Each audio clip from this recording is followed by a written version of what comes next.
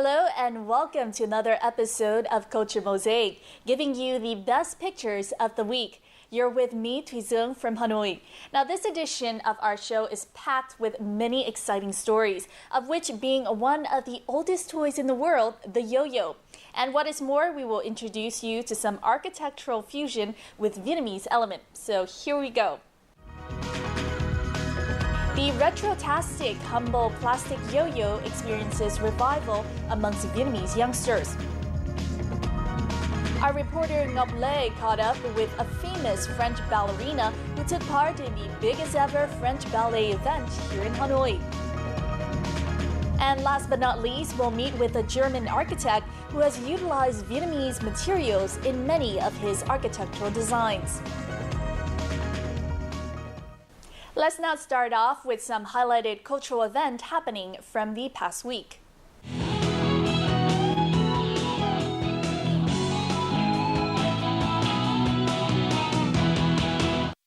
A ceremony to honor the ancestor of hand embroidery took place in Dalat City on Saturday and closed on Sunday. Now, the annual event attracted thousands of artisans from across the country. Hundreds of ex-Q hand embroiderers wore traditional clothes and made offerings to the ancestors Lê Công Hành, who brought the craft back from China to teach his kin. Now, gradually, the art spread until Vietnam began producing its own unique type of embroidery. Following the rites, many other traditional activities took place, promoting the skill and value of the country's embroidery.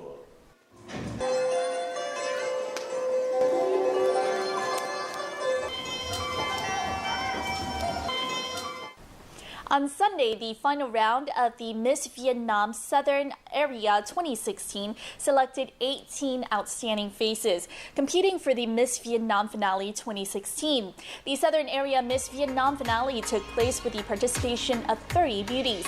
Prior to that, the girls went through the preliminary round with experts' inspection.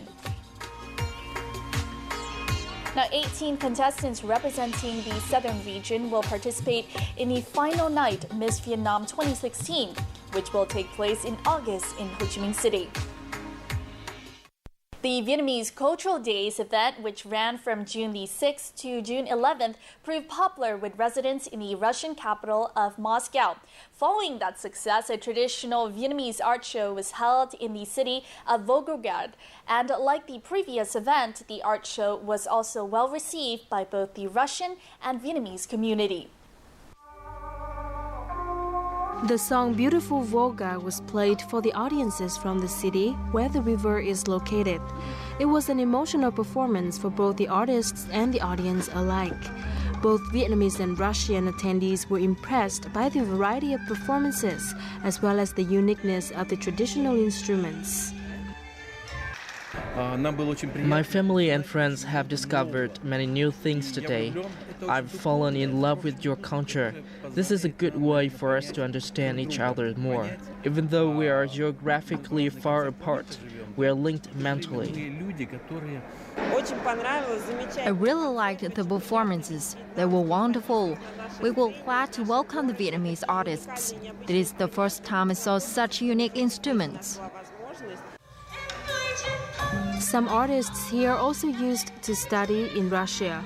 Today, they came back as cultural ambassadors.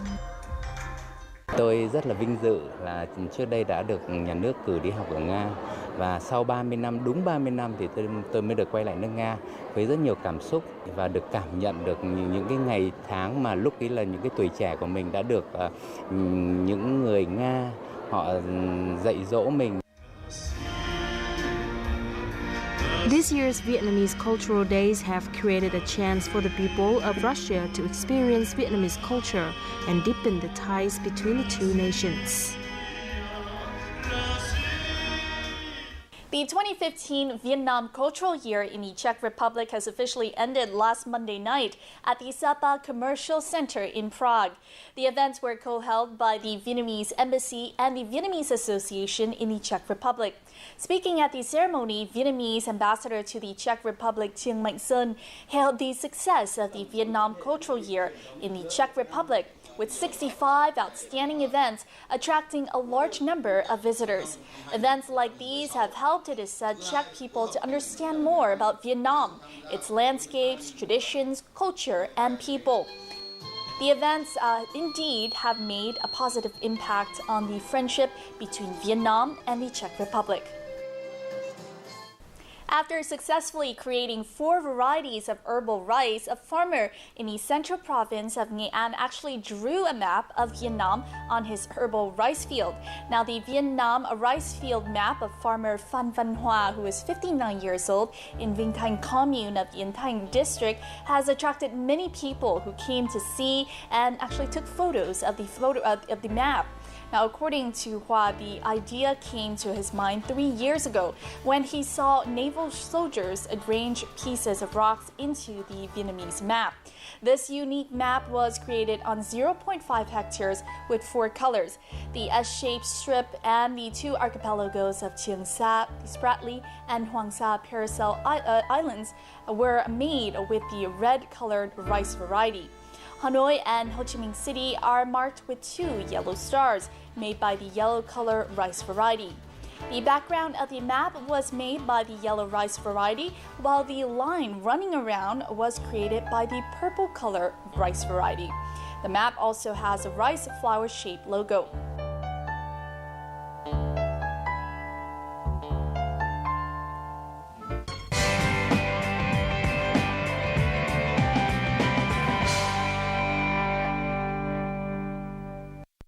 The yo-yo is considered one of the oldest toys in the world. The ubiquitous disc on a string that we call a yo-yo is actually a familiar possession of kids the world over. But why is the modern yo-yo appealing to Vietnamese youngsters?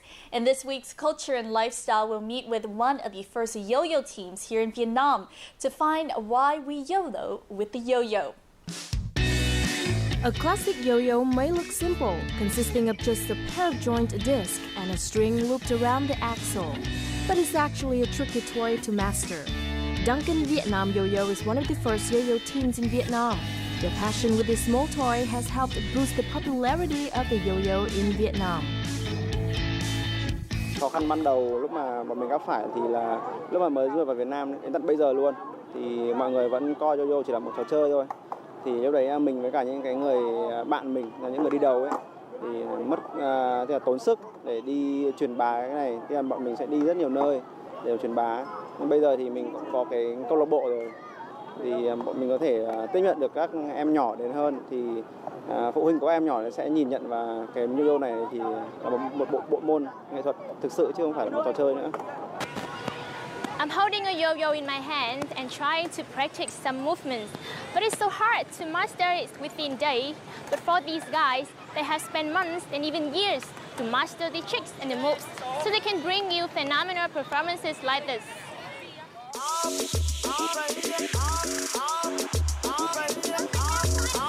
The creativity with the yo-yo is unlimited. With the same yo-yo, different players can create a variety of shapes, tricks, movements, or speed. It's not hard to realize why many kids are so into the yo-yo. As a leader of the first yo-yo team in the north, Thế Linh has always wondered how to train the next generation of yo-yo players to achieve sufficient mastery to compete in international competition. Ở Việt Nam mình, số lượng mà các bạn có khả năng chơi chuyên nghiệp để đi thi giải thế giới ấy, nó đang cũng là khá là hạn chế. Thì mình và những cái bạn master thì đang có kế hoạch đào tạo những cái em nhỏ mà thực sự đam mê và có cái khả năng để có thể, tức là cái khả năng mà có thể chơi được chuyên nghiệp ấy, thì sẽ đào tạo các em ý. Và trong tương lai thì khoảng tầm 1-2 năm nữa thôi thì các em sẽ có đủ khả năng để các em đi thi giải thế giới. Every Sunday morning, the Duncan team meet up and practice together. This is also the chance for yo-yo masters like Thich to inspire the kids and encourage them to practice daily. Cái trào lưu yo-yo bây giờ khá là phát triển. Các bạn nhỏ bây giờ học những cái kỹ thuật yo-yo khá là nhanh hơn bọn em hồi trước một tuyệt chiêu cũng phải mất 1-2 tuần, bây giờ các bạn 1-2 buổi cũng đã làm được rồi. Lê Khánh Huy is just 14, and he has already spent 4 years with a yo-yo. His love for this small toy has seen him win first place in 2 national yo-yo competitions for teenagers. However, the greatest achievement for Huy is he has found himself a hobby that brings him social skills. Em bỏ ra khoảng 2 năm để làm nhuần nhuyễn những trick cơ bản với những con yo-yo cơ bản. Và 2 năm sau thì em đã bắt đầu đi tìm mua những con yo-yo có vòng bi bên trong để chơi những trick cao hơn. Theo em thì cái yo-yo này thì mình có thể giải trí sau giờ học á. Như kiểu là nhiều bạn thì sau giờ học cứ lao đầu vào máy tính điện tử chơi hoài bị cận này. Nhưng mà mình luyện tập yo-yo này nó sẽ khỏe cho cái dẻo dai tay, xong rồi đầu óc được minh mẫn. Trước khi tập yo-yo thì em là một người rất là hiền ấy, không thích nói chuyện nhiều ấy. Nhưng mà sau khi tập yo-yo thì em lại cảm thấy em một khác, em năng động hơn ấy. The popularity of yo-yo has increasing in the last 10 years in Vietnam. More and more hobbyists are getting involved with about hundreds players from around 5 professional yo-yo teams across the country. With their passion and talent, Vietnam's yo-yo community in Vietnam is proving that there's more to the humble yo-yo.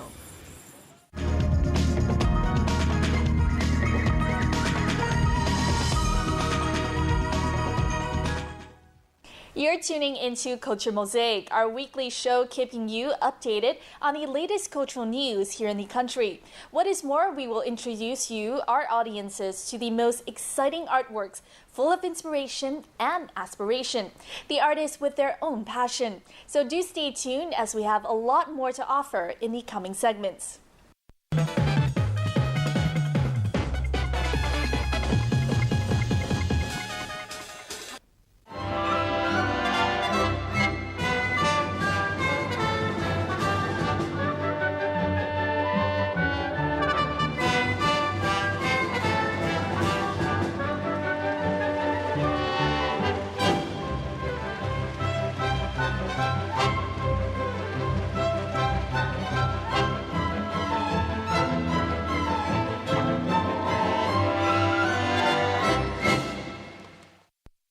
The amazing fouette with exactly 28 turns that you have just watched was performed by Mathilde Frutte, a famous French ballerina of Vietnamese heritage. She was one of the 4 renowned French dancers that took part in the biggest ever French ballet event in Hanoi last weekend. And Mathilde is our special guest for this week's On the Mic. Thank you, Mathilde, for your time and welcome on the mic today. Thank you, Gavin. So the first question, what brought you to Paris Ballet in Hanoi? So Frédéric, the organizer of the show, contacted me as soon as he said, oh, we're going to do a show in Vietnam, in Hanoi. I was like, oh yeah, I really want to do it. So I actually was there in 2009 because my grandmother is half Vietnamese and she was adopted in France. I wanted to take her back to the place she grew up because she didn't remember, she was too young when she was brought to France. But because she was old, at the last time she told me, no, she cannot come with me. She's too scared and it's going to be too much a shock for her to go back to Vietnam. So I just went by my own and I went to Hanoi to go to the orphanage.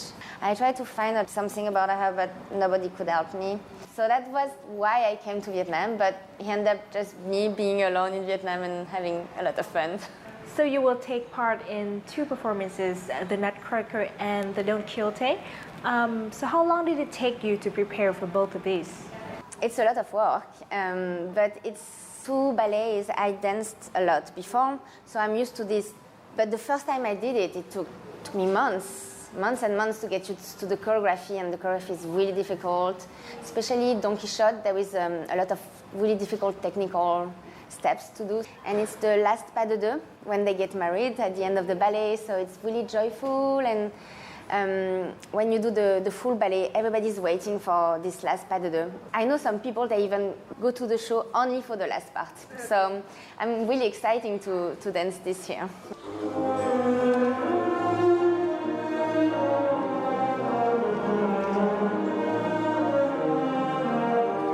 The final part of the classic ballet Don Quixote is one of the 2 performances by Mathilde at the Gala Night. With perfectly performed choreography, Mathilde and her partner Carlo Delano showed Vietnamese audiences why ballet is called the art of living statues.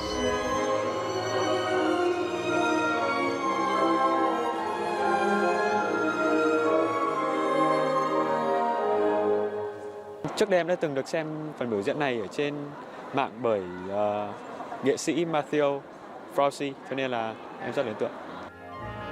Matthew, she is an amazing dancer first, beautiful, and she got a so strong character and a strong ballet technique.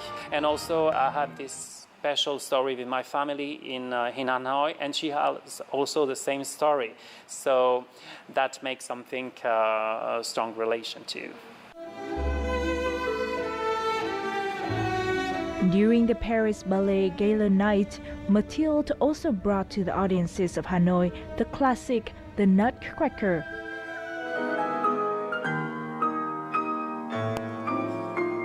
The night also featured performances of other French ballet stars, including Agnès Lestitut, Florian Magninet, and Audric Bizard. With a total of 9 performances, the night took the audiences on a journey to discover French ballet. Anna nghĩ rằng mọi người ở đây ai cũng rất là cảm động khi mà được xem một phần trình diễn tuyệt vời như thế này. Tôi cũng đã được xem ballet của Nga, cũng được xem ballet của một số nước, nhưng mà đúng là ballet Pháp mang đặc trưng của nền văn hóa Pháp rất cao.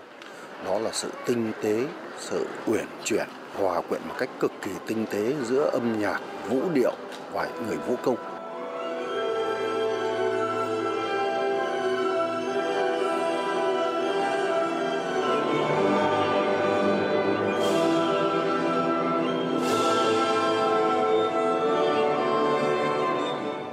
So you were a dancer for both French and American ballet company.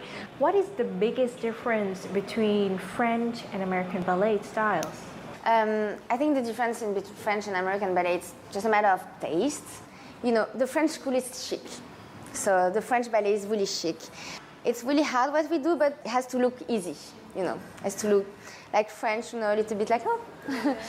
So it's a lot of really chic upper body. Not a lot of technical things, but perfectly done, you know, perfection. That's the French style.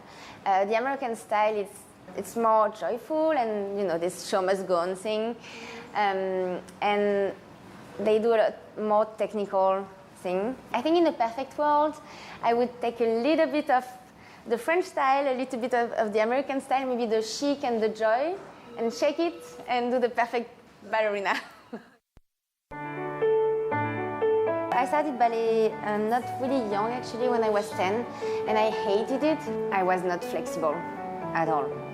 And my ballet teacher would give me candies in order for me to stay in the room and try to do the split. And little by little, I started to like it, and it became obvious, like, I wanted to do that. So I went to boarding school in Paris Opera Ballet. And I joined the company, and everything went really fast. I was lucky, I won the kind of the Olympic Games of ballet. And then I was kind of stuck in my soloist rank in Paris Opera, and I couldn't go higher. And that's why I moved to San Francisco, because I think artists, we always need more challenge. But I think I became the dancer I am by meeting new choreographer, new dancer, having new experiences. So do you remember some specific moves that was very difficult for you?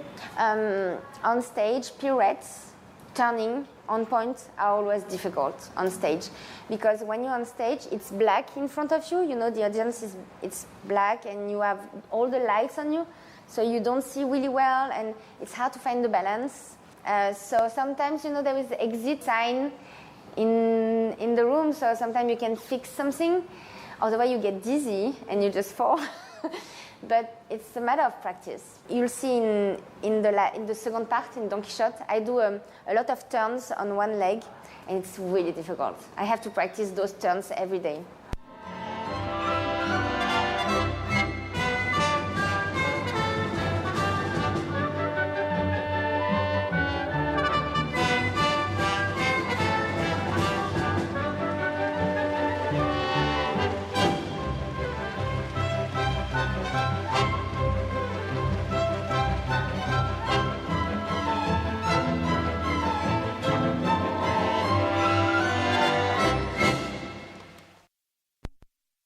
what is your other passion besides ballet? When I don't dance, I like to, I read a lot of books, and I like to do photography. I love doing photography. That's how I became an Instagram addict. I don't know, it's just a cool way to communicate it about the real life of ballerina, what we really do, because there was this fantasy of ballerina just being in a ballet studio and the tutu and like swan leg. But I'm a young woman, and I have like the same thing that other young people, and I like going out, I like having dinner with friends, and so I think it's a cool way to say, hey, ballet is not old-fashioned, Thank you for your time, Mathilde, and hope to see you again in Hanoi. Merci.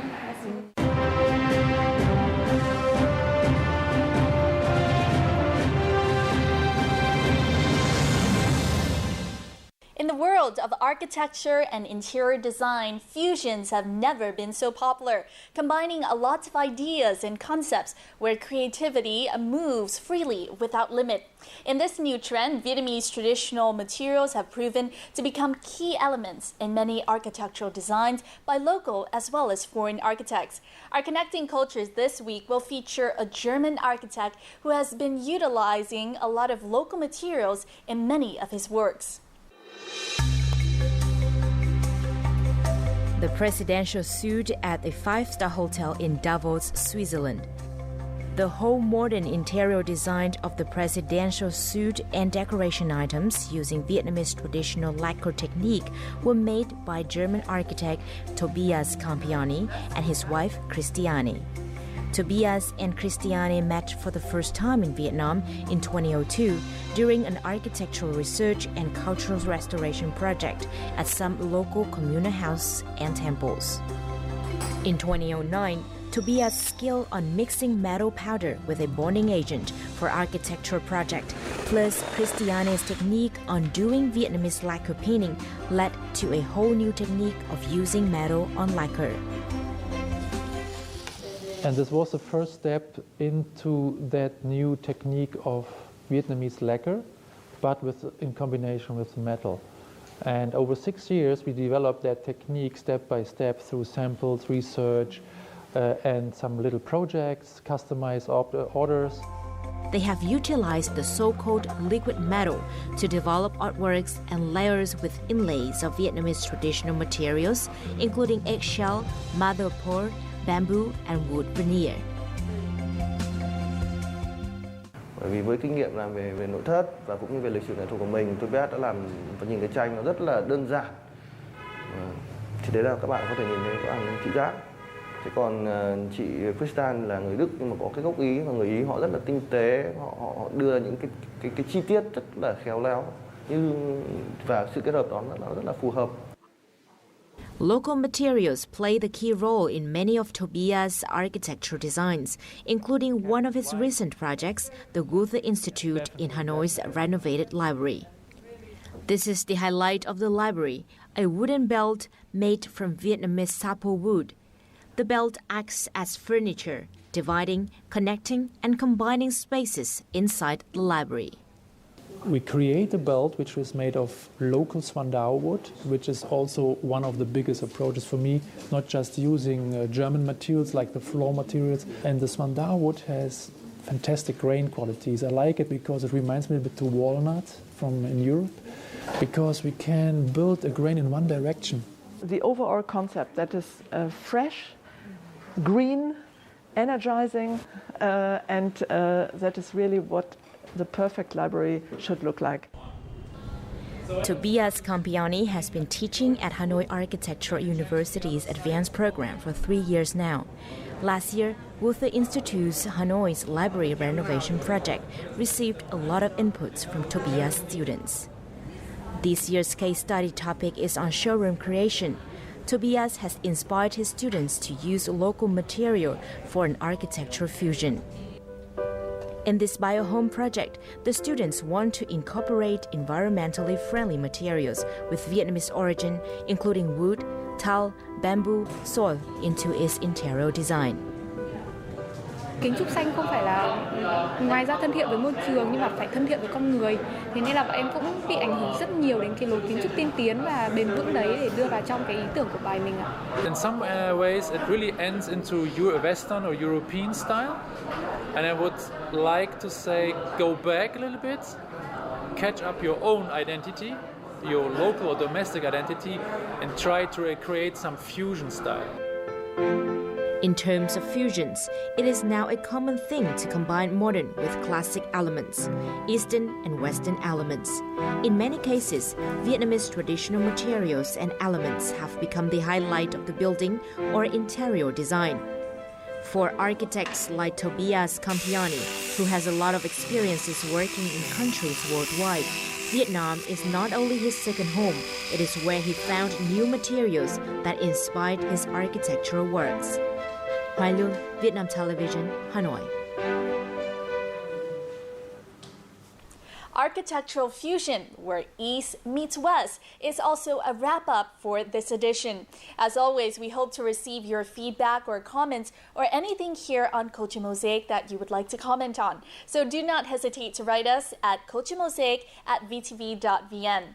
In the meantime, repeats of our programs are online at vtv4.vn or our YouTube channel at vtv4go. Remember to check it out. From our team here in Hanoi, till next time, goodbye for now.